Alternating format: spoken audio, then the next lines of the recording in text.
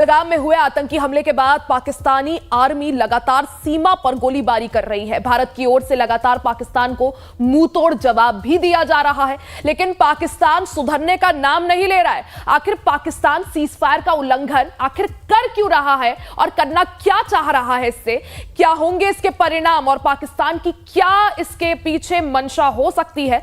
देखिए हमारे संवाददाता रजनीश सिन्हा की एक खास रिपोर्ट।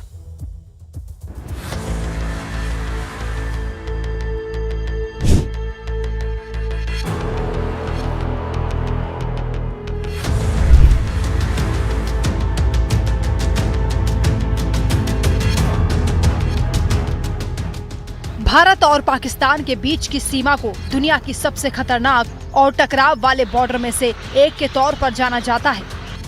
1947-48 में भारत पाकिस्तान की जंग के बाद 1948 के युद्ध विराम के समय दोनों देशों की सेनाएं जहां मौजूद थीं, उसे युद्ध विराम रेखा भी कहा जाता है।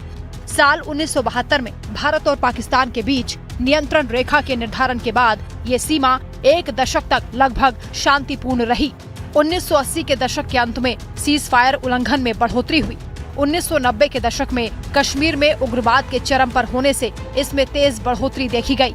साल 2003 के युद्ध विराम समझौते के बाद 5 साल तक करीब करीब यहाँ शांति रही। इस दौरान दोनों पक्षों ने युद्ध विराम का बहुत हद तक पालन किया, लेकिन साल 2008 में मुंबई पर आतंकवादी हमले के बाद दोनों देशों में टकराव बढ़ा और LOC पर भी गोलीबारी में बढ़ोतरी दर्ज की गई। जब पहलगाम में ये घटना घटी है उसके बाद भी पिछले 10 दिनों से लगातार सीज फायर का उल्लंघन, क्या पाकिस्तान गिदड़ भभकी दे रहा है? क्या भारत को उकसाने की कोशिश कर रहा है? या पाकिस्तान अपने देश में इतना परेशान है कि वो अपने देश के लोगों को भ्रम की स्थिति में रखने के लिए ध्यान भटकाने को उल्लंघन कर रहा है सीज फायर का? पहलगाम में आतंकवादी हमले के बाद भारत और पाकिस्तान के बीच तनाव चरम पर है। LOC पर पाकिस्तानी सैनिक बिना उकसावे के कई जगह पर गोलीबारी कर रहे हैं। 3 और 4 मई की आधी रात में भी पाकिस्तान की ओर से बिना किसी वजह के ही छोटे हथियारों से गोलीबारी की गई। पिछले 10 दिन में पाकिस्तान की सेना की ओर से किया गया ये संभावित सबसे बड़ा सीज फायर उल्लंघन था, जिसमें एक साथ कई पाकिस्तानी चौकियों ने बारूद भी उगला। पाकिस्तानी सेना ने जम्मू कश्मीर के कुपवाड़ा, बारामूला, पुंछ, राजौरी, मेंढर, नौशेरा, सुंदरबनी और अखनूर के सामने स्थित LOC पर बिना उकसावे के छोटे हथियारों से गोलीबारी की। हमारी तरफ से भी सैनिकों ने इस अकारण गोलीबारी का उचित और संतुलित जवाब दिया। इस गोलीबारी की वजह से हालांकि किसी के हताहत या घायल होने की खबर नहीं है। सवाल उठता है कि आखिर पाकिस्तान की मंशा क्या है? पाकिस्तान गोलीबारी क्यों कर रहा है? जानकार ये मानते हैं कि पाकिस्तान के अंदर परेशानियां इस कदर बढ़ गई हैं कि सीमा पर सैन्य हरकत कर पाकिस्तान अपने लोगों का ही ध्यान भटकाने में लगा है। पाकिस्तान लाइन ऑफ कंट्रोल का बार बार उल्लंघन कर रहा है। वैसे तो उसने लाइन ऑफ कंट्रोल की सैंक्टिटी खत्म कर दी है जब उसने ये कह दिया कि मैं शिमला समझौते को खत्म करता हूँ, लेकिन फिर भी ये जो वो काम कर रहा है, मैं नहीं समझता कि ये भारत को उकसाने के लिए है, और ना ही मैं इससे ये समझता कि ये पाकिस्तान की गीदड़ भभकी है।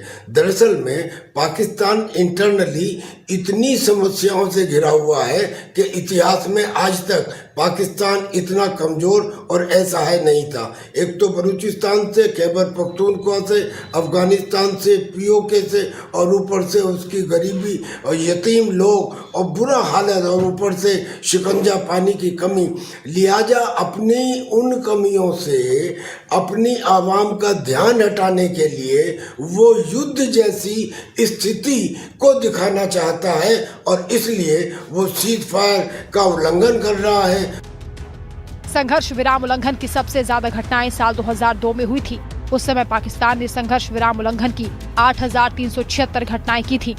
2010 से सितंबर 2020 तक पाकिस्तान ने कम से कम 11,572 बार उल्लंघन किया। इन सीज फायर वॉयलेशन में 240 भारतीय मारे गए। साल 2018 में 2140 संघर्ष विराम उल्लंघन हुए। इनमें 30 नागरिकों समेत 59 लोग मारे गए और 143 नागरिकों समेत 259 लोग घायल हुए।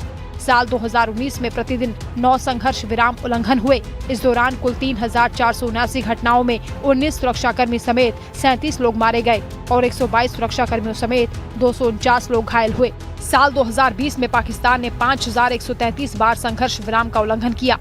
जानकारों का कहना है कि पाकिस्तान घबराया हुआ है। उसे लग रहा है कि भारत कोई बड़ी कार्रवाई करने जा रहा है। साथ ही वो भारत को उकसाने की भी कोशिश कर रहा है ताकि भारत की ओर से कार्रवाई हो, जहां चीन की भी इस जंग में एंट्री हो जाए। देखो, पाकिस्तान जो है काफ़ी ज़्यादा घबराया हुआ है। उसको साफ तौर पे नज़र आ रहा है कि हिंदुस्तान कोई बड़ी कार्रवाई करने जा रहा है और लगातार वो लाइन ऑफ कंट्रोल जो है, जो 700 किलोमीटर लंबी है, उसका उल्लंघन कर रहा है। उसने साफ तौर पे कहा है वो शिमला एग्रीमेंट को भी एक्सेप्ट नहीं करता। पाकिस्तान की ज़बरदस्त कोशिश है कि हिंदुस्तान को प्रोवोक करे ऐसे इलाके में जहाँ एक तो पहाड़ी इलाका है, जंगल है, ऊंची नीची ज़मीन है, वहाँ उसका बड़ा जमावड़ा है।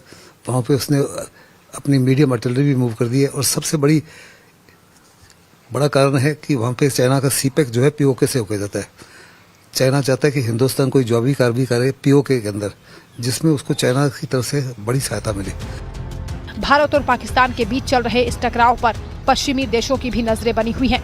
अमेरिका ने इस घटना के बाद तुरंत भारत के साथ खड़ा होने का ऐलान कर दिया, लेकिन साथ ही उसने भारत को संयम बरतने की सलाह दे दी। लेकिन पीएम मोदी के तेवर ने सभी को संशय में डाल रखा है। प्रधानमंत्री ने जो वक्तव्य दिए हैं और जिस तरीके से बैठकों का दौर लगातार जारी है, उससे अब पाकिस्तान भी सहमा हुआ है। पर टेंशन डाइवर्ट करने के लिए भारत से टेंशन क्रिएट करना, एक बड़ा आतंकवादी घटना करना, छोटे छोटे तो चलते रहते, एक बड़ी आतंकवादी घटना जम्मू एंड कश्मीर में मेनली, और फिर उसके बाद ये है कि बॉर्डर के ऊपर जो रेखा है उसको, लाइन ऑफ कंट्रोल को वो करना, वायलेट करना, उस पर बॉम्बिंग करना, यानी इंडिया के साथ टेंशन बिल्डअप करना, फिर अपने को पोस्ट करना कि भाई थ्रेट है इंडिया से, यूनाइट हो जाओ, जनता को यूनाइट करना है। बताया जा रहा है कि भारत और पाकिस्तान के सैन्य अधिकारियों के बीच हाल ही में हॉटलाइन पर बातचीत हुई थी। पाकिस्तान चाहे सीमा पर सीज फायर का उल्लंघन कर जितना भी जोर लगा ले, लेकिन उसे ये मालूम है कि भारत फिलहाल सिर्फ उसके हमले का जवाब दे रहा है। अगर भारत अपने पर आ गया तो फिर पाकिस्तान को खुद की सीमा बचा पाना मुश्किल हो जाएगा।